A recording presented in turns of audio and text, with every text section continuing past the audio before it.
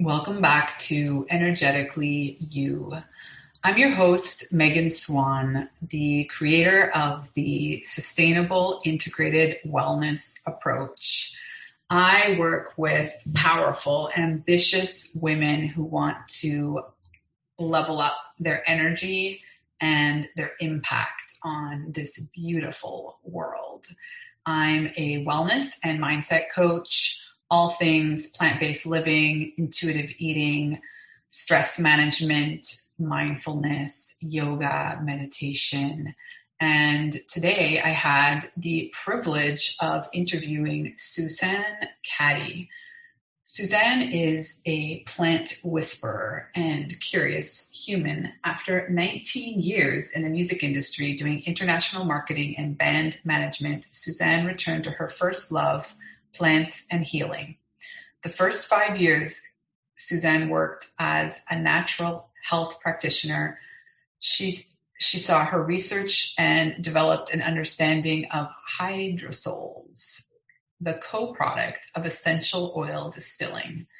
She literally wrote the book, and hydrosols, the next aromatherapy, turned a waste product into a global commodity and established a new healing modality. Suzanne works for the plants and created the first 100% organic aromatherapy company in Canada in 1995, and has pursued and promoted organic, sustainable, and restorative plant products and growing techniques for more than 25 years. As you will hear, Suzanne is a wealth of knowledge and really a genius at connecting all of the dots between the personal, the community, and the global. She has had an incredible life and has so much history, knowledge, and passion for plants to share with us. So let's dive in.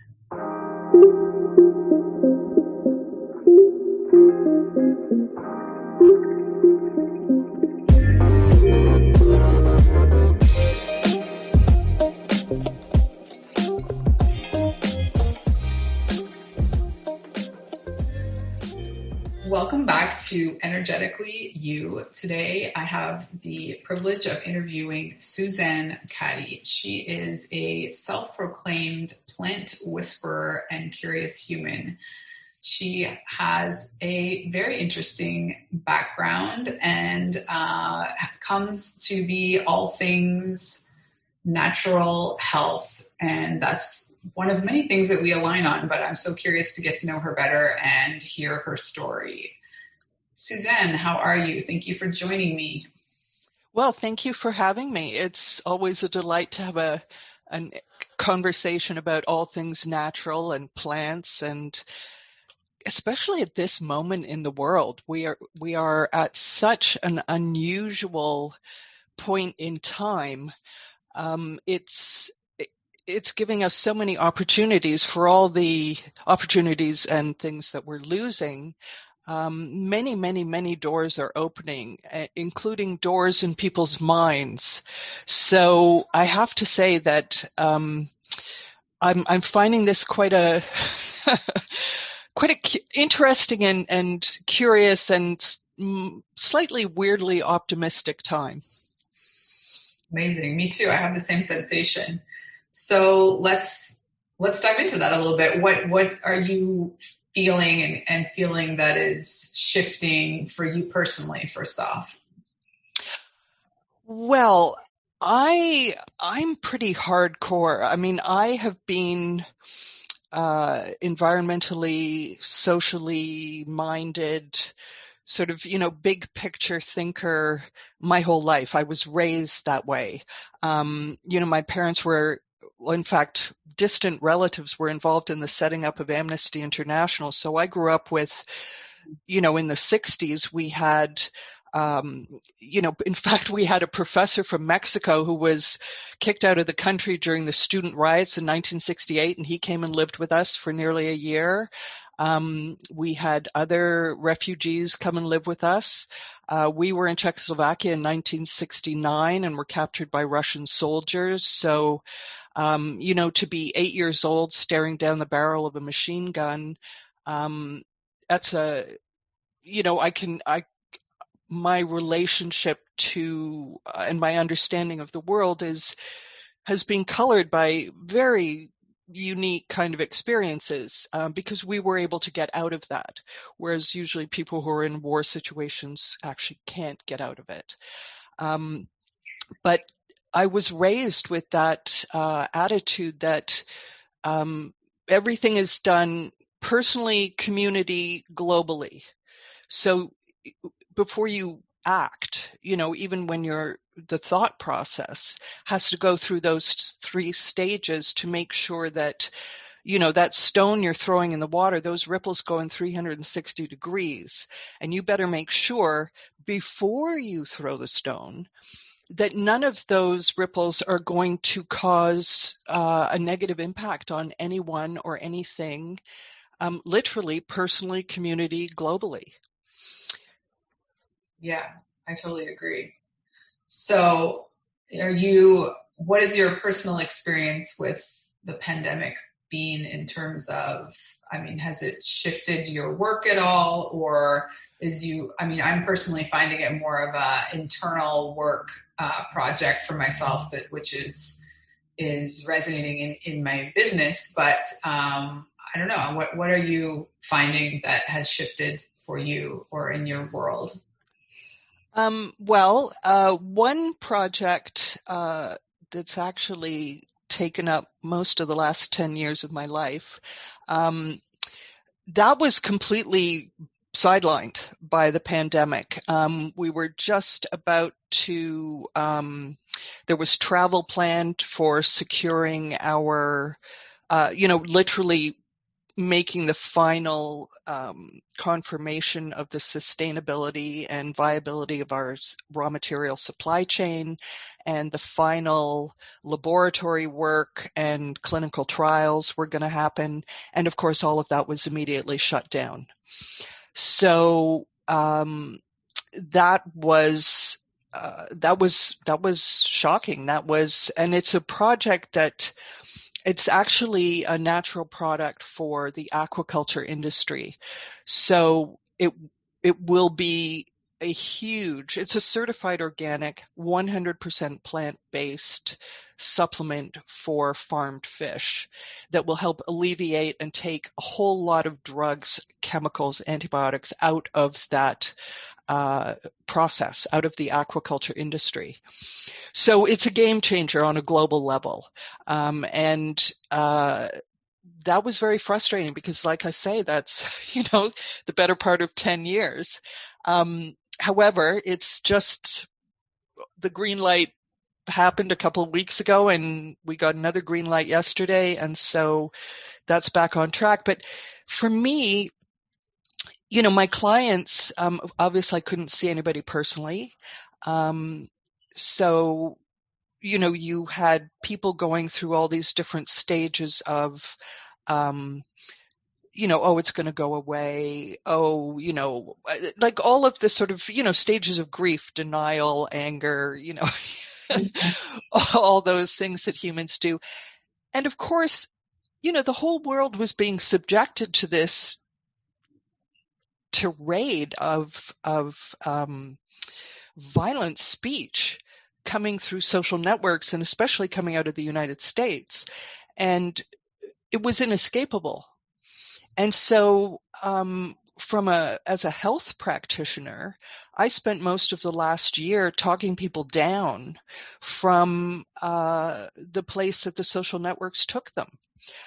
Personally, I left Facebook over a decade ago because I said at the time, this is Hitler waiting to happen. This is going to become fascist. This is going to become violent. It's going to become propaganda. Because I was raised with that kind of political awareness of how that happened in other countries. Mm-hmm. So I was horrified. So I use no Facebook associated websites. And I have, I've talked about this for 10 years, but when the pandemic started, literally people would come to me in these, hysterical states because of the social networks. And so I spend a lot of time just in conversation with people, helping them contextualize what they were being told. When it comes to real estate, they always go location, location, location. If we're talking about information, it's context, context, context. Because if somebody tells you something, but you don't have a contextual framework to understand that information, then it's actually not information. It's just data. And data doesn't help unless you have a way of understanding it. Again, a context. So that's what really, and I've always been big about context. I'm a writer. I worked many years in the music industry, working not as a musician, but working with musicians. And again, the context for fame. We see what happens when people become famous, people like Amy Winehouse, where literally fame kills. It was with the pandemic, the social networks were literally killing people. I mean, suicides and with young people. So, that was a very strange turn of events with people over the last year that is how, as a health practitioner, I was able to support people, and it's why people were coming to me. So it made me optimistic because people actually could feel that this was a quicksand of badness, for lack of a better description. And they wanted to get away from it. But, once you're in the quicksand, the minute you start struggling, you just sink deeper. So that was quite a new perspective for my healthcare practice. So let's shift gears a little bit. Can you put your finger on a catalyst or a moment where you really understood the healing potential of plants? Oh, that was as a child. I grew up with, I come from a long line of witches, I always like to say. My grandmother, on my father's side, she worked with Rudolf Steiner. On my mother's side, she was German, and so she came from that whole, tradition of generations of wildcrafting your own. She lived in a rural area. I mean, there was no hospital or anything. So, much of the world still resorts to going out into nature to harvest their remedies. So I was raised with that. I was raised going for walks in the woods, and I remember being told I can't have been more than 10 because I know where we lived, and being shown the leaf of a hawthorn tree, and before the leaf unfurls, it's rolled up tight like a cigar. And I remember my grandmother telling me, you eat these. This is when you harvest them, when they're tight like this, and you eat these, and it's good for your heart. Well, if you look back 50 years ago, there was no scientific clinical evidence for hawthorn being good for the heart. Now we have it now, but I was being taught a tradition that had been going for, hundreds of years, possibly thousands, using hawthorn for the heart. And yet there was no, what you would call, evidence for it at the time. So when the science started, I'm going, oh yeah, right. Yeah. I was taught that as a kid. Yeah. Cool. So, like I said, I'm hardcore. I was raised understanding our relationship to the planet, plants. We foraged for mushrooms. We went out and foraged food from the wild. Eating a variety of food from all over the world, no barriers to that connection. Learning to grow plants. I think maybe I was 12 when our vegetable garden was actually big enough that we could harvest the bulk of our vegetable food for the year, and to process it. So learning how to make jams, jellies, preserves, pickles, fermentation, sauerkraut. That was life. That was how we lived. And it's very much a European tradition. If you talk to anybody in Europe, really, even a lot of young people today, but certainly anyone over 40, chances are they were also raised that way. And so, it's more, I think in North America that, the post-war years, it was very different here. The war didn't happen in North America. The war happened in Europe. Rationing didn't end until the 50s. And I'm sorry I keep bringing this back to politics, but really, in truth, everything is political. And when it comes to the environment, unfortunately, it has become a political football. But, North America didn't have that devastation from either the First or the Second World War, or Vietnam, or Korea, or any other war. There's been no war on this continent since, the Civil War. So it was easy for us here in North America to distance ourselves from nature. The grocery stores were full of food. Pharmaceutical companies were running. You could go out and get aspirin. You didn't have to go and, peel the bark off a willow tree and pound it if you wanted to make an anesthetic, which is what you would have been doing if it was 1948 anywhere in Europe. So yeah, it's kind of, to me, it's almost like it's a DNA connection. Our circadian rhythms, that is a DNA connection to the planet. We can't, people go into space, the circadian rhythms are, NASA works on how to keep the circadian rhythms going so that people can sleep. And, we know that people who do night shifts and their circadian rhythms, their connection to the planet and its rhythm, once that's disrupted, we see all kinds of a cascade of health problems, and it's very well documented. So, on a personal level, I'd live in a glass house so that I'm completely connected to everything Mother Nature is doing 24/7. That would be my ideal. Yeah, well, I totally agree with you that Europe has always been ahead of the game in terms of the connection to nature. And I mean, I think it existed here too. I mean, in my case, both sets of grandparents, had full gardens, processed everything as you were mentioning. And it was really the following generation that sort of lost that knowledge and interest, really. It was like moving into our highly consumer quick fix mentality from sort of, like you say, the 50s on.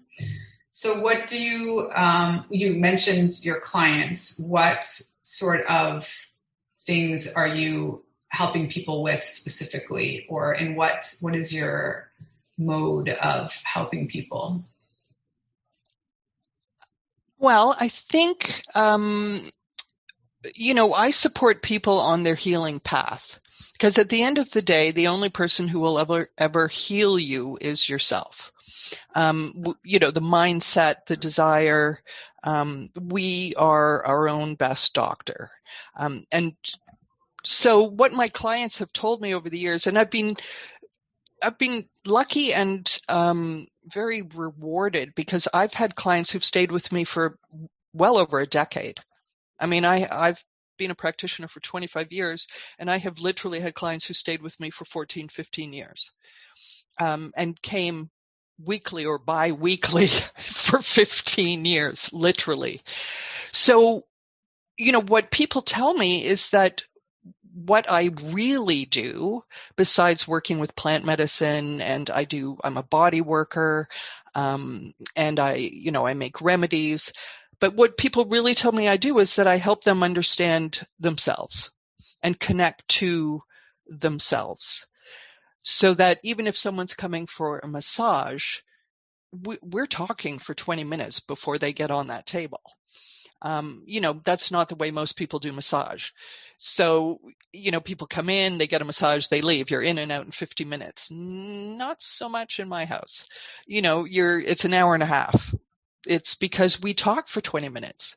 And if we didn't do that, how would I know what, if I'm working with essential oils, how would I know what oils to even choose to use on you on that day if we did not have that conversation?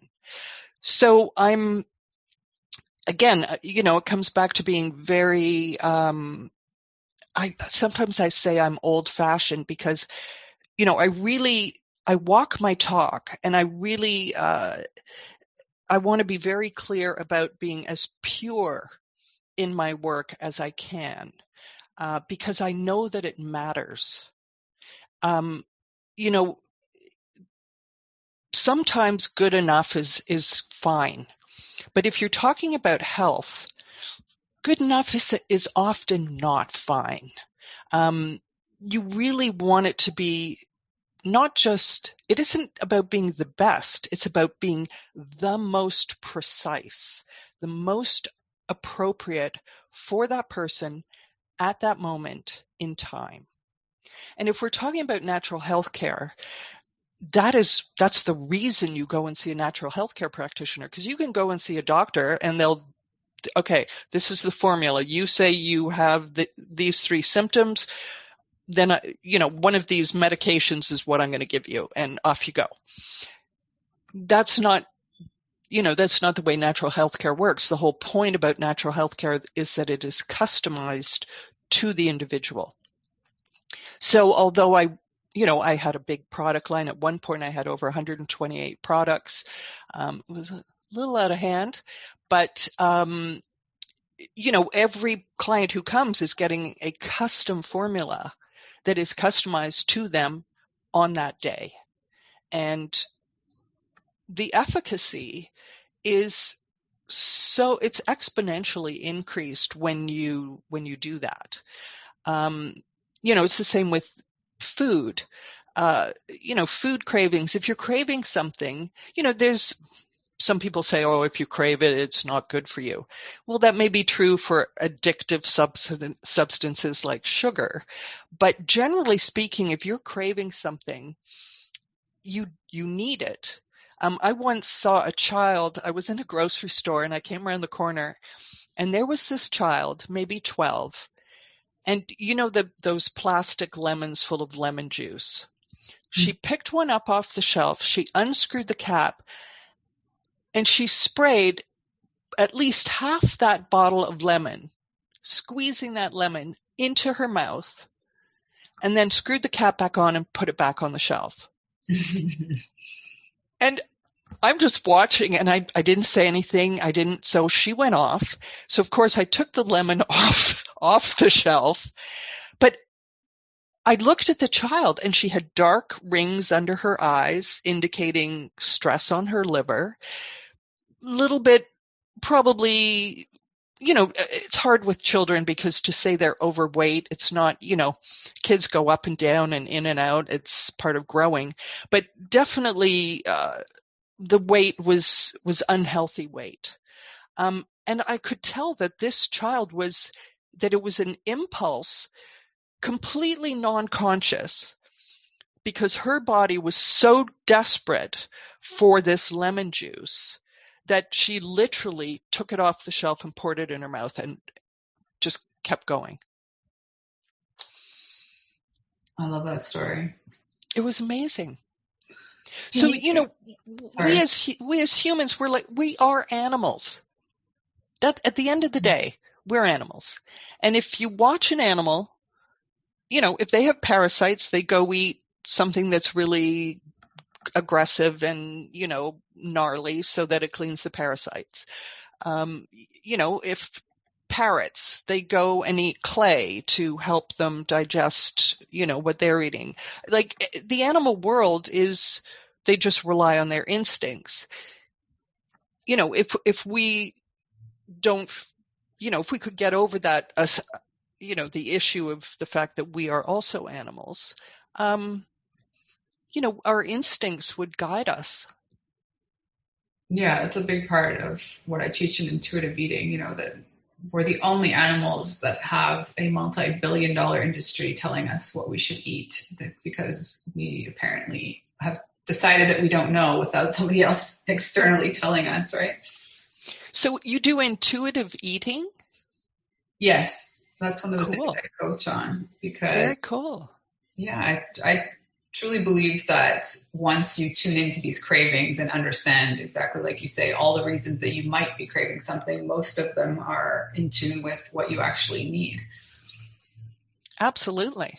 Absolutely. I like that. I like the phrase intuitive eating. It's, people can understand that in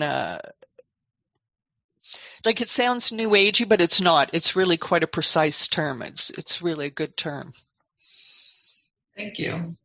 Yeah. I wonder, can you touch a little bit for those people that aren't really in the essential oil world? Like, what is the difference between, having rosemary on your potatoes to using a rosemary essential oil in, massage scenario?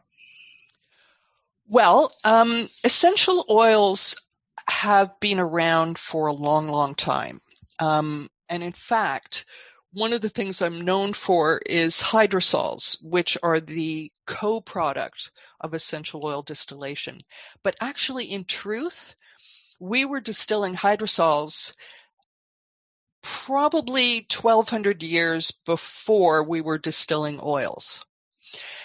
So we have found evidence of actually a woman alchemist and her distillation unit, which was made out of clay, and it's somewhere between 300 and 500 BC.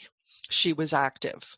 And we know from residue inside of the clay still that she was working with many plants, but one of the ones particularly was rose. So we also know from records, Egypt, Greece, and then, later, and certainly through the Middle East, lots of writings describing the use of plant waters, basically, hydrosols. We didn't perfect the distillation process that allowed us to actually get the essential oils until nearly 1000 AD. So there was a long, long gap. I mean, like I say, it's, 1,300 years between the first still we know of that made hydrosols and the first stills that we know of that made essential oils.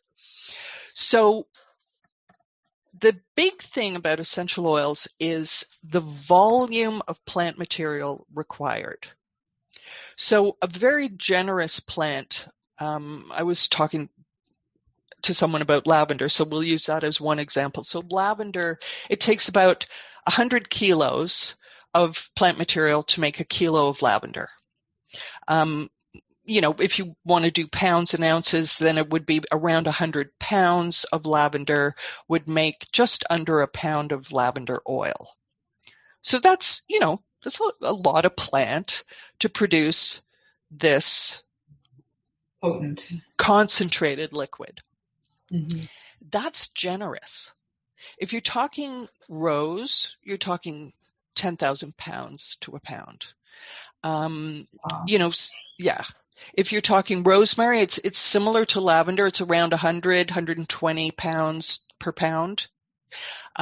Generally, it's hard I've always thought in kilos, and if you actually are working in the essential oil world, everybody's working in kilos and grams and what have you. But it's more or less approximate that way. But then there are plants, we have some interesting plants here in Canada. One, for instance, I used to take my students because people say, oh, essential oils are so expensive. Well, from certain places, they certainly are. But generally speaking, they're not. And I would try, you can give people numbers, but it isn't quite as the same as when you see it with your eyes. And I would take my students to harvest Labrador tea. It's a very famous plant. Long, long, long history of use. The indigenous people here have used it and it grows all across the boreal. So really the northern part of the planet. So we find this variations of Labrador tea, not just here in Canada, but through Scandinavia and parts of Russia. So really that northern circle of the planet. And long history of use for diabetes, liver issues. In France, it's actually used for liver cancer. So a huge amount of scientific evidence that its efficacy on diabetes has also been proven. But you have to pick it in end of June, beginning of July. So you have black flies, you have mosquitoes, you have horse flies, and you have deer flies. All of these biting insects. And the plant grows in peat bogs. So it is the insect heaven. And horseflies and deer flies, when they bite you, you actually bleed. That's how much they take out of you. So I would take my students and they'd get all excited. Oh, we're going to harvest Labrador tea. So, a couple of hours, because that's all you could literally stand, because it's 32 Celsius, it's in the 90s, and it's hot and sweaty and sunny and insects. And so, an hour, 2 hours, and we would come out and they might have 50 or 60 pounds of plant material. And then we would go back to the distillery and we would put a metric ton, 1,000 kilos of plant material into the still. And 12 hours later, you would have 1 cup of oil. Mm-hmm. And people would just, they were speechless. They couldn't, it was so mind-boggling.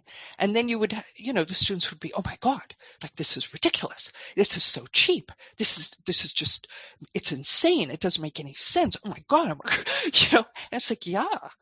And that's really, in truth, that's what is happening with so many raw materials. I mean, if you look at our food supply, there are lots of things that are way, like, I cry, when I see, it makes me cry when I see a head of cauliflower that's $5, but it also makes me cry when I see a head of cauliflower that's 89 cents. Because I know how long it takes to grow a cauliflower, and I know how hard it is to grow a cauliflower. And especially if you're doing it organically without chemicals, somewhere in there is the sustainable space.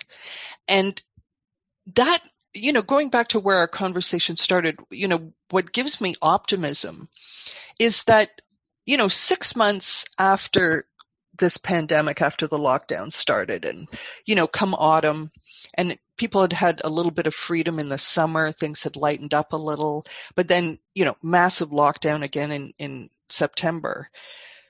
And suddenly people went from saying, I want my old life back, to, oh, maybe I don't want the old life back.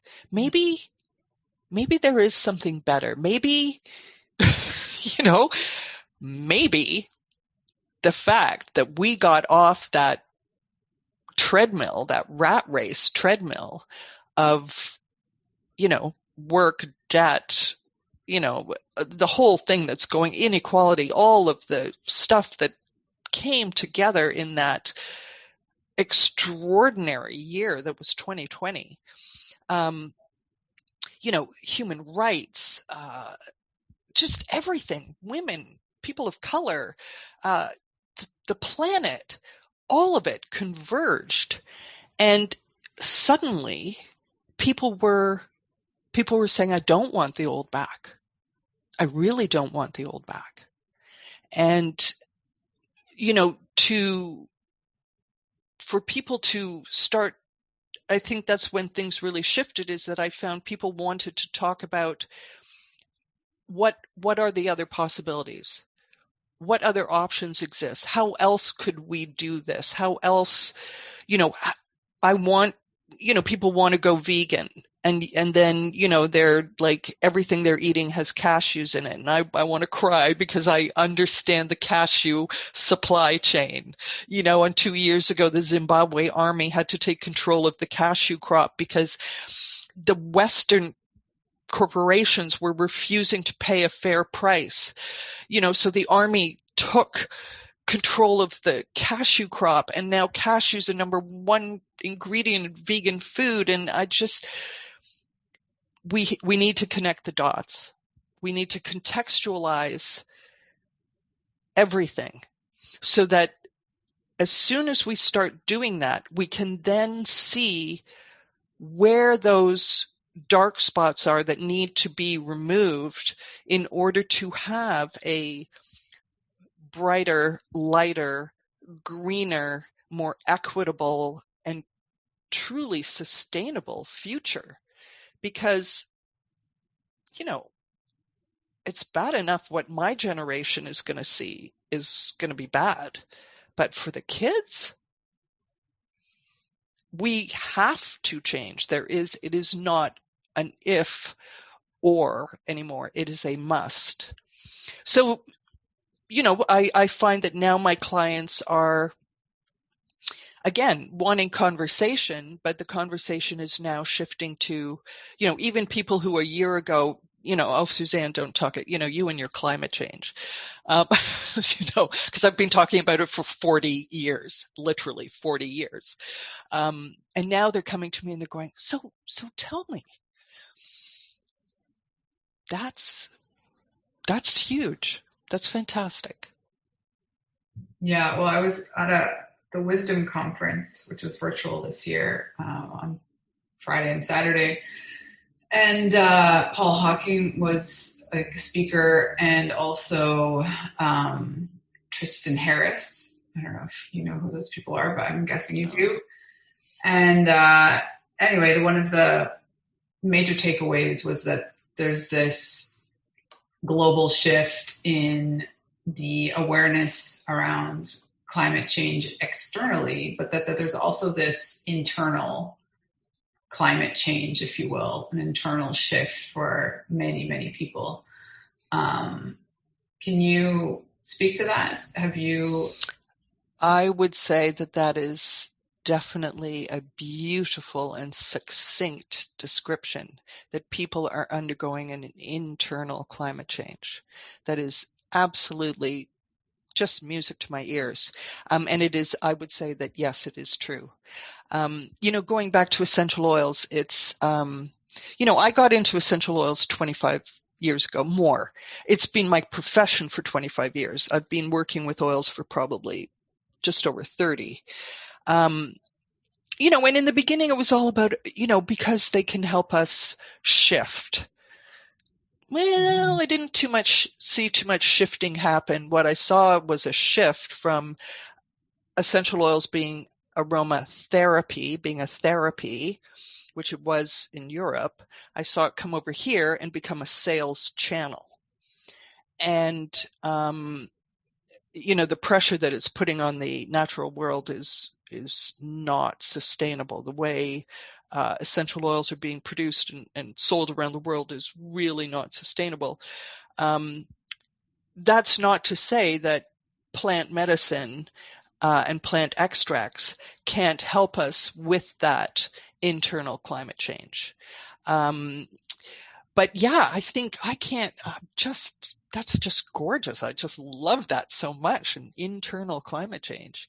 Um, yeah, I might have to, you have to let me know who to credit, because you know, Soren, that's, who's, I don't know if you know the Wisdom 2.0 conference. He's been doing it for mm-mm, 12 years, and mm-mm.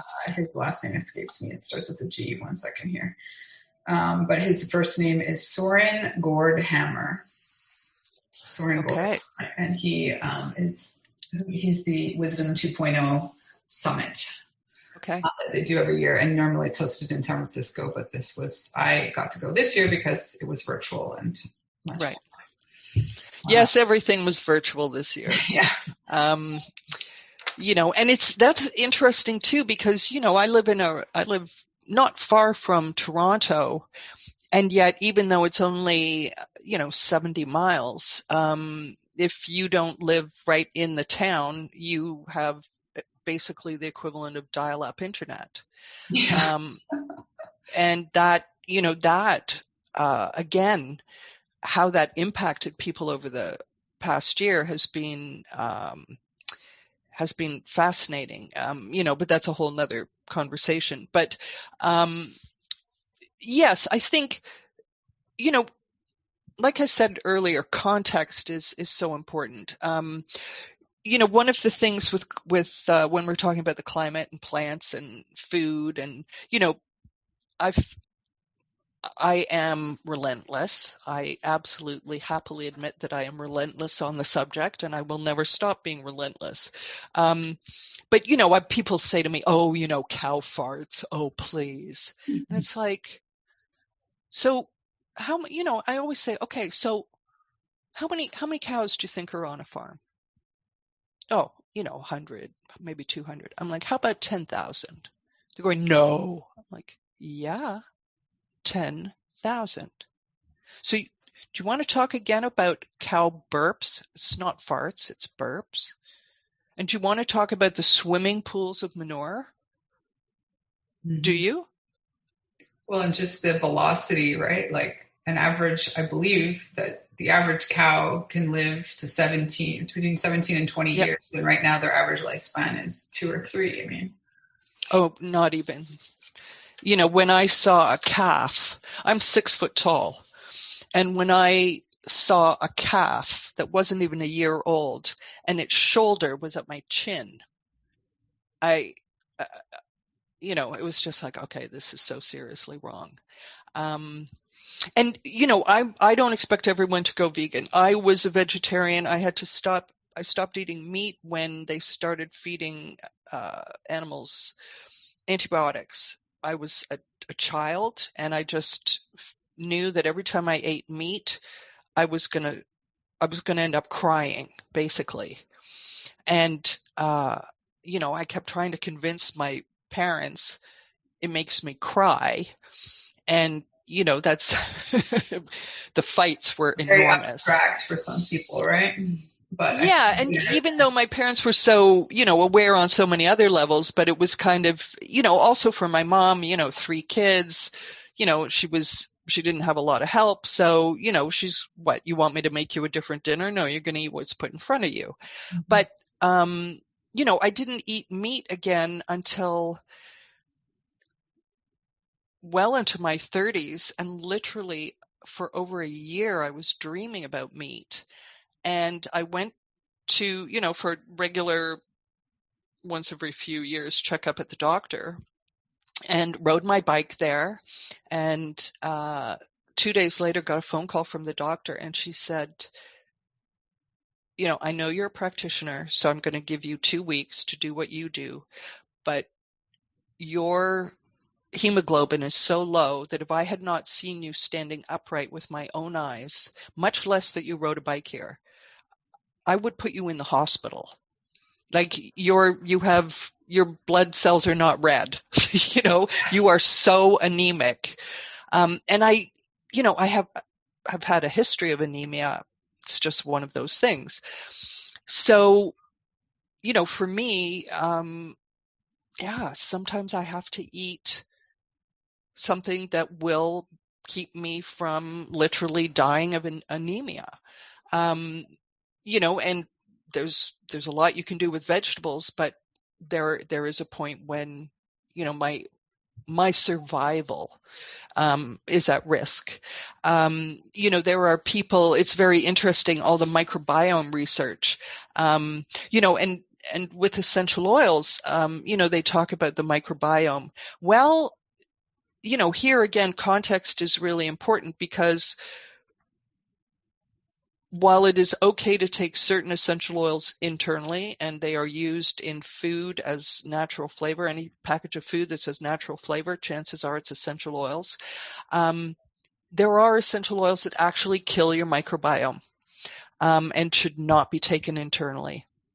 And I've had way too many people over the years who have come to me with their digestive system completely destroyed from being told by a multi-level marketing company that they should be taking an essential oil 5, 7, 10 drops every day. So, again, our knowledge keeps increasing, and yet, as you say, with your phrase intuitive eating, which is so lovely, if we learn and remember to connect and listen to what our body is telling us, and our connection to the earth, we would know these things. We would connect sooner. We would, I didn't eat meat because it was making me sick, but there was also the, to me, it was also, farming changed when I was a child. It was the 60s when they started giving soy to cows. Cows never ate soy before. Or corn. Or corn. They'd let them out in the field after the field was cropped, the animals would be let out there and they would eat what was left. They would glean, and clean up the soil. They ate some, whatever it was, but, this artificial, how agriculture changed and again became industrialized.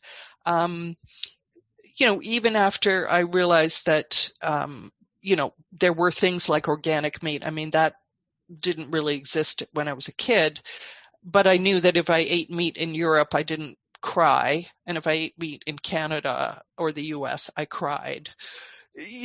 Okay, awareness, context. Mm-hmm. I could have at any point gone back to that diet, but I chose not to, even at the risk of my health, until it became actually literally a serious risk, just out of because it makes sense. It's I want to have the smallest footprint I can on the earth. I worked in the music industry for many, many years, and I flew all the time. I did international marketing. I was on airplanes all the time. But you know what? I lived off grid that entire time. So, and that was, again, a conscious choice, because I was aware of my footprint, even though we didn't call it a carbon footprint when you got on a plane in the 1980s. Mm-hmm.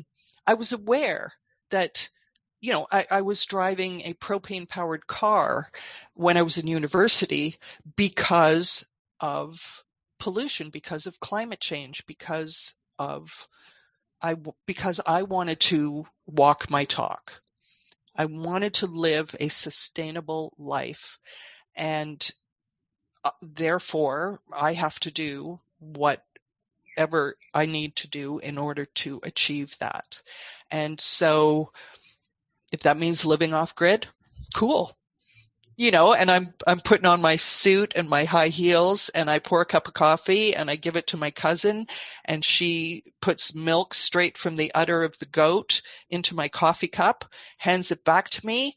I'm putting on my makeup, drinking my coffee, and then, I go to the train station, hop on a train, and I'm in London for work. I come home at night because it's music business. So you're out late for a concert. You come home and there's a candle and matches on the counter because there's no lights.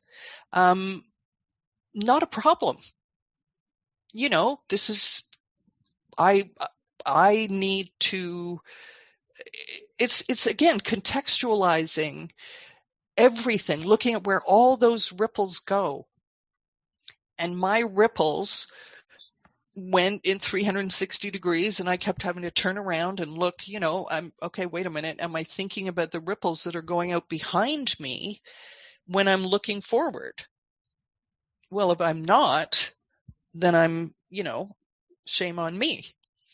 So, and I think that's what it comes down to with health. Whatever tools we choose to use for our health, and really everything we do is a tool for health. Your sleep, your exercise, your job and the stress it causes, your diet, the medicines and medications that you use. I mean, everything is health.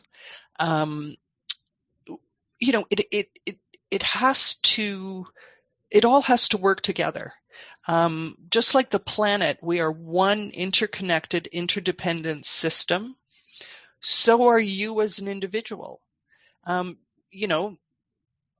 it's fascinating to me that as these awarenesses, the sort of the new age never really, there was nothing new about it. It became a sales channel, and really crystals are the new blood diamonds. If people knew what went on for them to have their little crystals, they would cry. So they should find out, and maybe we can then diminish that damage. But if we start with ourselves and then out into our community and then out into the world with this understanding that each unit is an independent that is then dependent on the next level, that would change so much about the way we act and think and what we desire also. The consumption addiction, that to me is the biggest downside of the pandemic, is the consumption addiction, the I shop, therefore I am. Well, and what you said about our ripple effect and having greater awareness of the ripple back, if you will. And I do want to be respectful of your time. So is there anything you wanted to leave us with besides that beautiful analogy? Well, what I would say, the reason I call myself a plant whisperer is because the plants talk to me. They talk to everybody. That's the truth of it. The planet and every living thing on it is communicating with every single one of us all day, every day. And, it seems facile in a way to say, go out and go for a walk around the block. But you know what? Go out and go for a walk around the block. Connect with where you live. And, and I realize that in a lot of places, people don't have any nature around them anymore. Cities, green space, that's real estate that somebody's not making money on. As one, I heard a developer describe it that way once, and I was just like, oh, it's really a shame that murder is illegal. Of course, I don't mean that, but you know what I mean? It's that idea that green space is not valuable. But to connect, truly connect, even smelling earth, there's something that is triggered on such a deep genetic encoded level in your body. And people have started keeping houseplants because they're so desperate for green. Bring that green into your life in any way you can. If you do live in a place where there's no green space, it's still good to go out for a walk. But even, even a cut flower, a blade of grass, touching the leaf on a tree, especially this time of year, spring, when the leaves are just unfurling. To touch a newly unfurled leaf, I have goosebumps thinking about it. It is as exquisite an experience as touching the skin of a newborn child. It is the life force that is transferred into your hands through that experience. If we just allow ourselves to feel that, it's life-changing. It is absolutely life-changing. And it allows us to get over ourselves and to make that connection that it is always, everything is always happening on those three levels: personal, community, global. And as you were touching that leaf, the tree is being loved by you, and that tree is releasing 1,000 chemicals as your finger stroking that leaf and you are loving that leaf.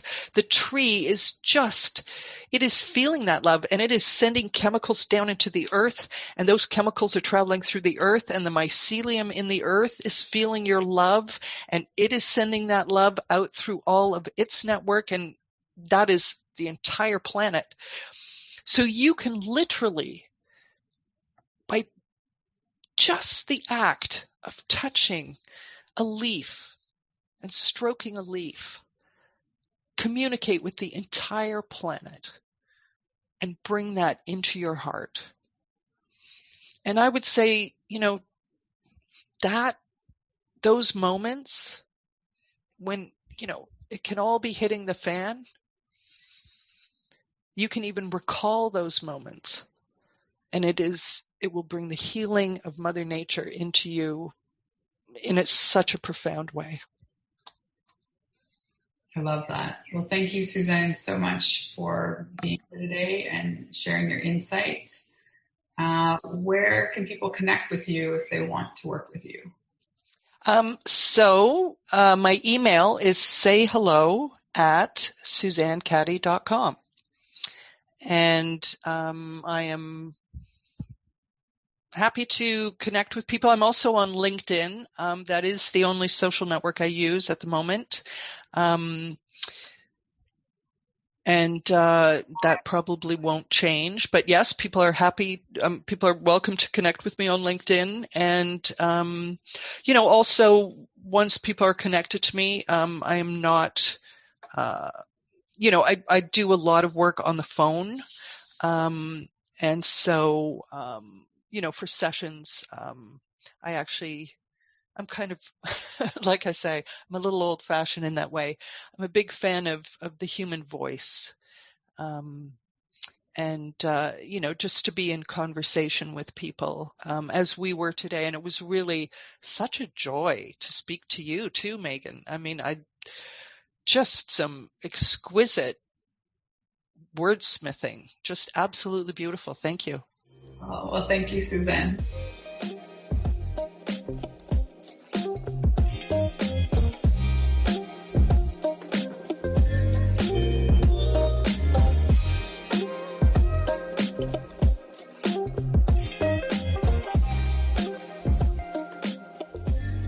Thank you so much for listening to Energetically You. I hope that this episode has helped you to tune into your natural energy sources so that you feel more energized and focused throughout your day. If you enjoyed the episode, please take a second to rate and review. Each review helps us to help more ambitious women just like you accomplish their goals. Don't forget to take a screenshot, share it on social or in your Instagram stories, and tag me at Megan Swan Wellness. See you soon.